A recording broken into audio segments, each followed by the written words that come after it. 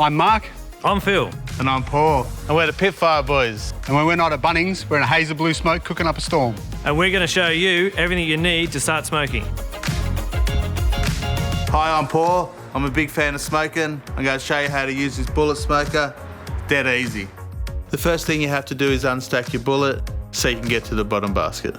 Set your charcoal up in the bottom basket using the minion method. The minion method is when you put your unlit briquettes to the outside of the basket, leaving a hole in the centre.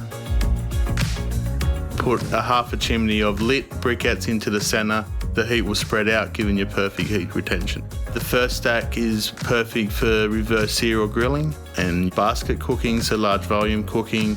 Once you add the top stack and add the water pan, it's ideal for low and slow. So it'll run on 110 degrees Celsius on a full basket of fuel for 8 hours solid. And you can always use the vents to adjust the temperature. So that's all there is to it. Now you can start smoking.